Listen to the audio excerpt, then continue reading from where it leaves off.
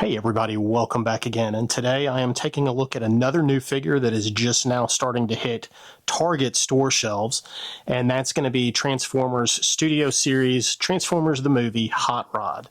This figure is part of the More Than Meets the Eye collection. Those are the Target exclusive figures for right now, I guess kind of the spiritual successor to the buzzworthy Bumblebee figures of years past. So this figure has just been released. It's just now starting to pop up in social media. I'm seeing that people are finding it. I was fortunate to actually find this and a copy of Hound the other day and wanted to go ahead and take a look at these. So just thinking about this particular figure, Hot Rod is probably not one of my favorite characters in Transformers.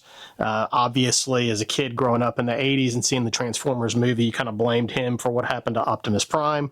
But this figure itself, being a re-release of the 2020 Studio 86 Hot Rod, is actually a really good figure. I kind of call it a mini masterpiece. And really, in my opinion at least, despite not liking the character, I think the figure itself is probably one of the best chug scale figures that Hasbro has produced. It really is almost a sort of a mini masterpiece figure. It's got great articulation, great posability, a really fun transformation. So it really a good figure for a character I really don't particularly care too much for. But without any delay, let's go ahead and get this guy open, take a look at him, and I'll throw him in side by side with the original Studio 86 release so we can compare the two. So taking a look at the box art that's typical of the figures being released now. Some good box art on the front. The side we've got the 40th anniversary logo. On the side we've got some more box art with the fishing rod, and then on the back we've got product shots. So pretty cool there. Got a still shot from the movie. So, you know, good packaging.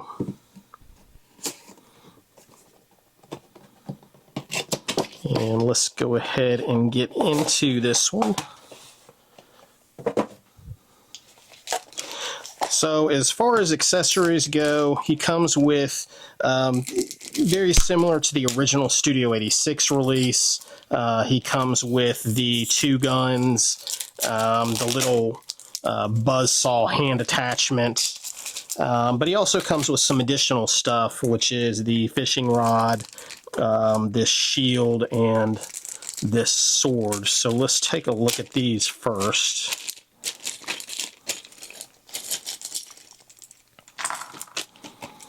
So he does come with this sword, and I'm going to be honest with you right now, this kind of falls from my mind. I'm not entirely sure what this is a reference to. I'm having a major brain fart with this one, but I can't remember that. I'm gonna have to look that up. He does come with the hand attachment. We did see this in the movie when he and Cup are trying to escape from the Junkians, I believe. I think he cuts through a net or something.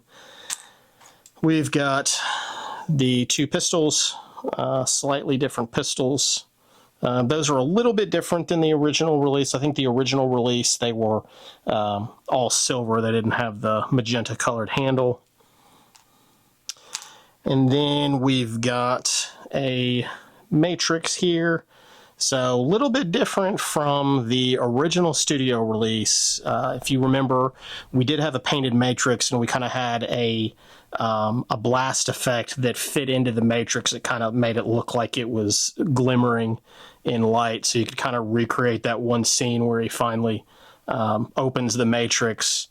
So this is kind of, it seems like maybe they skimped out a little bit on this. It's just a kind of a translucent blue color.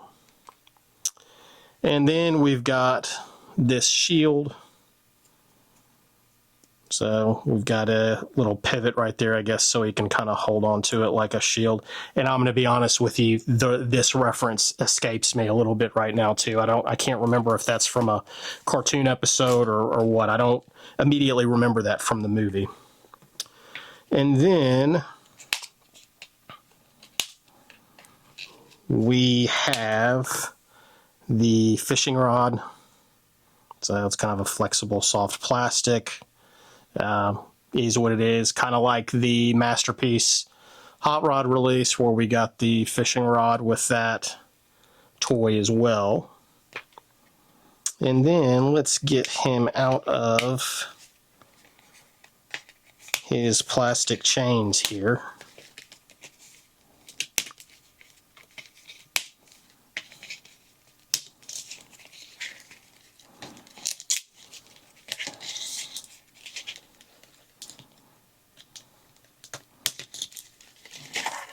All right, so here we have him. So the one thing that you'll notice right off the bat, the color is a little bit different. I guess it's a little bit more faithful to the animation model. His color is a little bit more magenta. One of the big gripes with the original release of this figure back in 2020 was that it was a little bit too red. I personally liked it. I thought it looked pretty good. But this is more faithful to that. Looks like he does still have the little gimmick here where we get his visor that can flip down out of his head.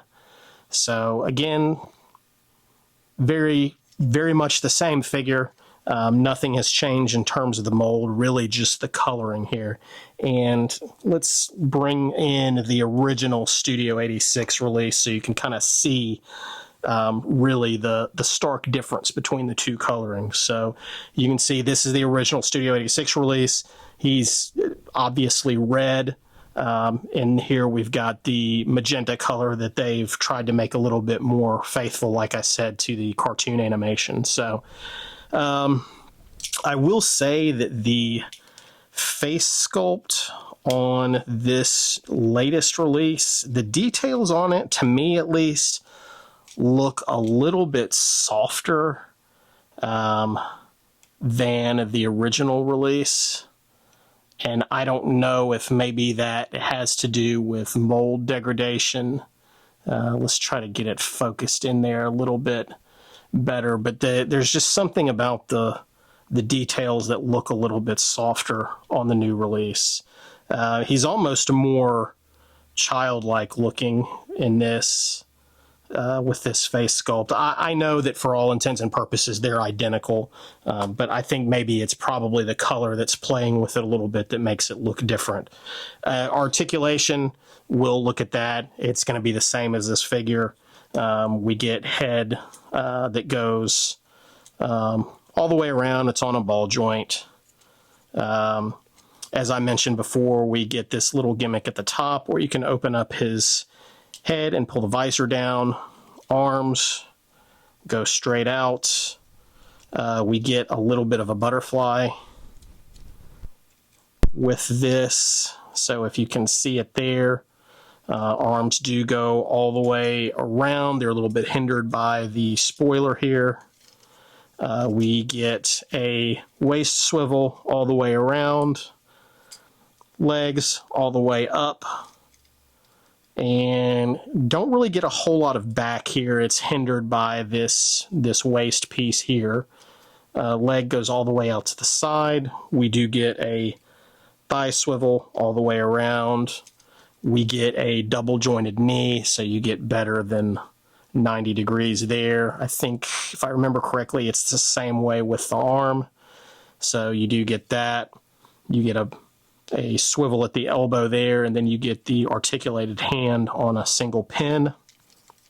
And then for the ankles, you get up, down, and then you get ankle tilt. So really good articulation on this figure, and that again is what kind of makes me refer to this one almost as a mini masterpiece. So this is just I think overall a really good figure for a character that I don't particularly care about. So, but with that being said, I mean, I would say that if you don't have this figure, if you don't want to spend the money to acquire the original one, this new one is definitely, a good placeholder for that. Is it overpriced? Yes. Is it worth it? No. But if you're a completionist, you definitely want to have this figure. So, again, we'll try to get this guy transformed. I'll throw up a short with some comparisons. And again, I appreciate everybody watching. If you like this content, please like, please subscribe, and I'll continue to make more. Thanks for watching.